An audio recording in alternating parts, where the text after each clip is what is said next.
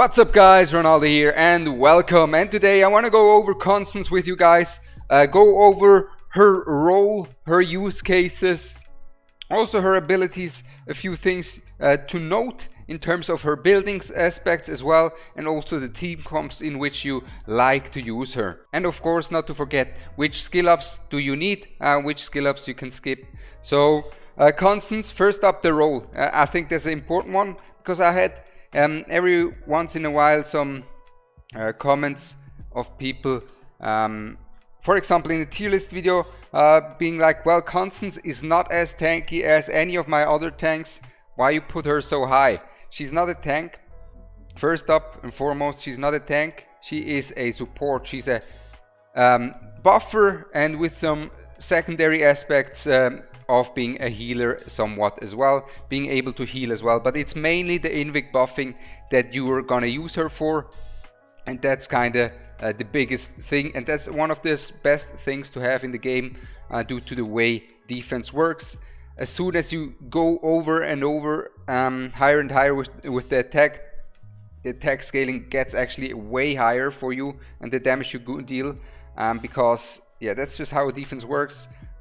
It is kind of a defense wall and the attack wall clashing against each other. When you get that attack slightly higher, let's say you get 10% more attack, right? You're gonna get in most pieces of content for most characters even more than 10% more damage out of that. If you take a look at the inspiration, you will see that as well for many of these heroes. And so knowing that we really just want to use her as with her ultimate, for that inspiration, that's the first thing. You really want her ultimate to be maxed out. You want to have that skill up, especially that last 200 skill cost is big. It's a massive actually reduction in rage. You really want that. As for your normal attack, best would be to not get any skill crystals in there or skill ups. Then here, the healing on the ground units by 30% and the self healing, you don't really need skill ups in here as well. Same here goes for this one. Really, you mainly just want to get your inspiration, your ult maxed, and that's it. As soon as you have your ult maxed, you're gonna stop with the skill ups. I personally got a bit unlucky here. As you saw, almost everything is maxed. And now, knowing that we have a few things that are good for her, and that is the rage regen. There's a lot of rage regen going on for her. So first up, we have that when being healed, hero restores 3% rage. This effect can be triggered one time every 2 seconds. So that's nice to just have more uptime on her ultimate. And then we need to consider this in terms of the gearing, because I've also seen some on some takeovers. I've been confused on why I didn't deal that much damage. Then I took a look at the Constance. I was like, oh, you just want to get triple attack. You want to get triple attack. I've seen people run attack speed here. I've seen people run some HP. I've seen people run some rage regen main stat, and you don't want to go for rage regen main stat. I know rage regen main stat is a good stat on and many heroes. So is attack speed for many healers, but she's not really a healer, she's mainly an Invig buffer. And the thing about the rage regen is really, it's nice, right? You get that little bit of extra rage regen going, but you generate so much rage already during your ultimate through your talent, and on top of that with your rage buffer for many pieces of content like an Halloween, like a Holo and so forth, that you already have a lot of rage regen going for you. And you also will have her exclusive as well gear that will give her auto rage as well.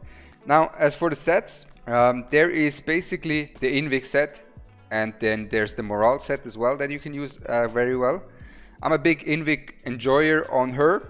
I think the morale set is something because Invig gives her, right, another 10% bonus attack. You need to keep that in mind. Whereas the morale set gives everyone more damage, but it doesn't give her more attack either. So morale set is something I prefer a lot on having on your tank, right, on someone like a Torodor in Guild Boss. But overall, this is kind of just get as much attack as possible, and then afterwards you have the other stats, right? You can get some attack speed and rage regen. This is going to be next, and then some HP or even some healing effect is nice to have.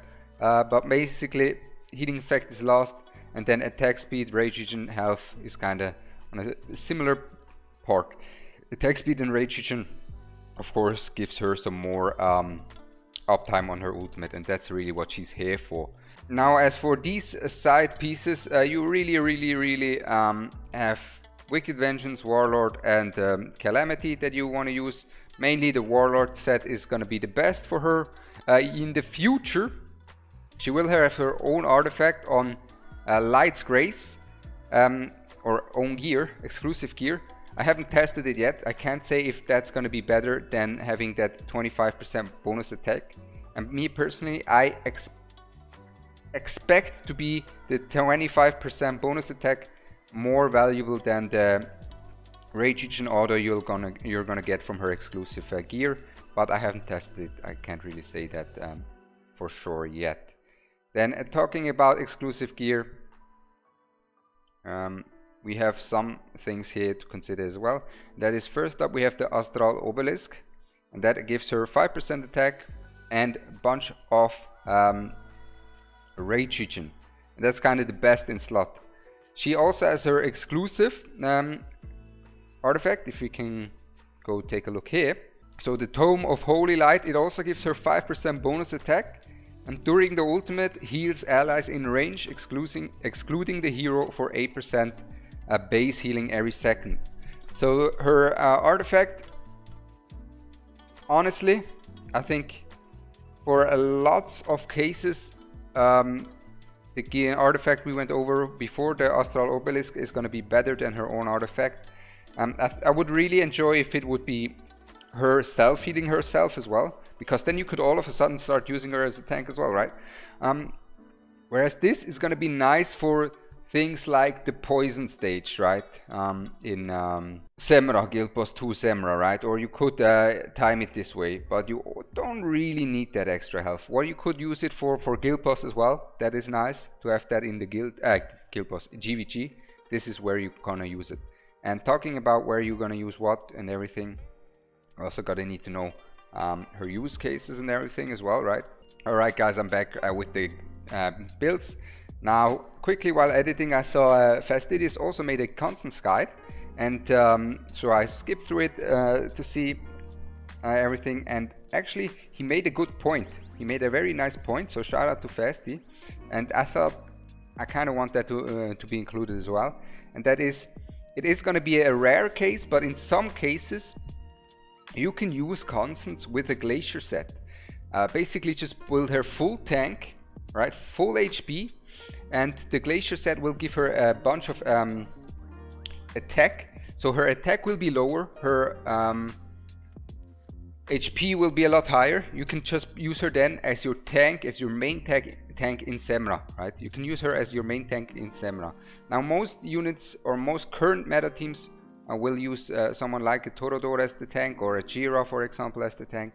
But that's something very noticeable, so shout out to Fasti. He's the one I just saw that from, and yeah, that's something you can consider as well. Just build her with full HP and Glacier, but for 90% of the people I would recommend go with the Invig set. Go with the Invig set. Only if you don't have a tank, then you should go build her as the tank. So shout out to Fasti on this one. So her prime use case is going to be Semra, Guild Boss 2 Semra. This is going to be her big thing, because she's just perfect for Semra due to multiple reasons.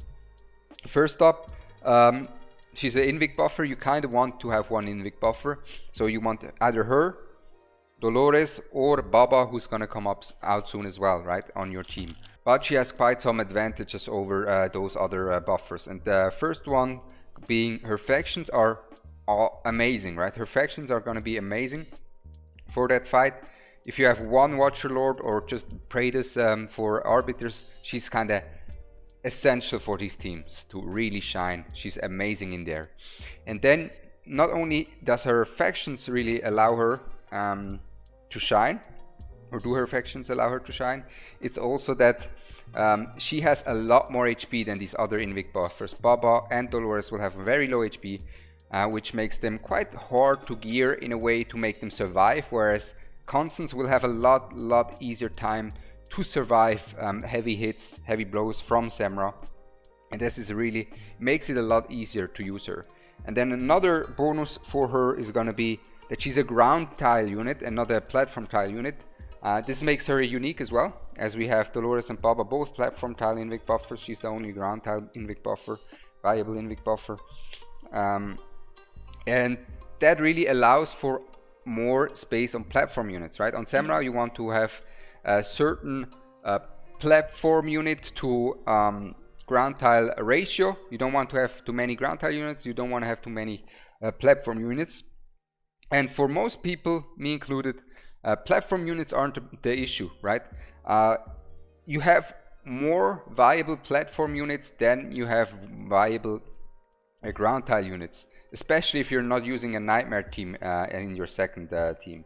You will have a lot less ground units, which makes building your team with her and placements of your units a lot easier as well for Semra in that aspect. But of course Semra is not the only place you can use her, right? This is just an example for Semra. Other places you can use her is Guild Wars, for example, right? With the likes of Ingrid, with the likes of Praetus, you can use her there.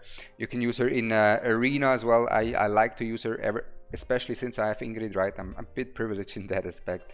But you can use her in Guild Wars, in a bunch of codexes. She works amazing there as your buffer, because Dolores has a bit of an issue with the placements of the codexes, of many codexes, where she can't really buff everyone, where Constance, being a ground unit, can just be placed in the middle and kind of buff all your DPS that you want to be buffed, and also heals, which is nice. Then Guild Boss 1, she's gonna be very good. You can use her in Gear Raid 1, you can use her in Gear Raid 2, you can use her in Gear Raid 3 even. I used her only in Gear Raid 3, seems a bit sus. I used her as my tank there, because she could just self-heal herself. It's complicated, not really though, but I used her as a tank and as a secondary buffer. Long story short, it worked. It works well there. So she's very versatile in PvE as well. Epilogue, you need her in Epilogue. That's something I forgot to mention earlier in my why I believe everyone should have a Constance. In Epilogue, she's so valuable. She's so valuable. And of course Guild Boss 1 works as well. And that's it from me. I hope you enjoyed it. I hope you get your Constance, and if you did, make sure to build her. Leave a like and subscribe, and I wish you all a blessed day, and I'm out. Peace.